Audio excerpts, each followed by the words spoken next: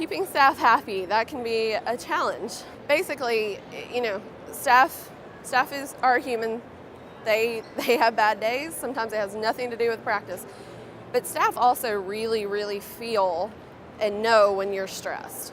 And one of the biggest challenges that I've faced is finding that barrier between, I'm human, I know that I'm going to get stressed, I know I'm going to have a bad day, but trying to turn that off in front of the staff so that they can feel confident that things are fine.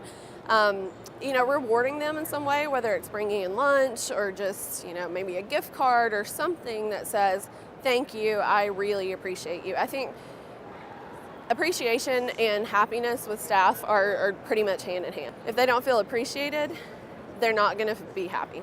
And if they're, feeling like you're asking them to do things and you're having them work, but yet at the end of the day, you're not, saying thank you or they don't see any worth in it, they're not going to be happy.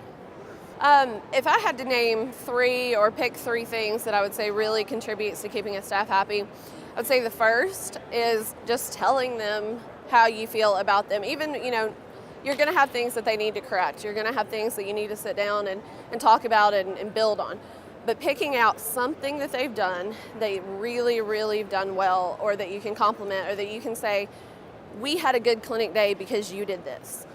Showing them that they matter and that you appreciate them is absolutely, to me, number one, because they're going to be loyal to you and feel, like it's their home and their practice if they feel appreciated. The second one, I would say, keep some sort of incentive. Like, if we had a good month, maybe take them all out to lunch, or do something that not only shows them, how much you do appreciate them, but also is tangible, and they can say, I got this. Not because it's so much a material thing, but because it just shows them that you care enough to do something and act. And then the third would be to just sit down with them and really listen to what they're saying. They see things that you don't see because you're not at the front desk every day, you're not answering the phones every day, you're not working with patients every day. So hearing them and then trying to act on that in some way, and some of their complaints and their frustrations are not going to be able to be fixed, but to just say, what, I hear you, and I'm going to see what we can put in place to do that, and actually show them, do the legwork, put some sort of change that was based on their thoughts.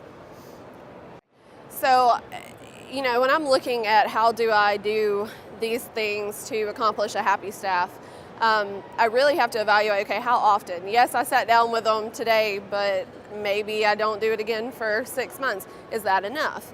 Is a monthly lunch required to keep them happy?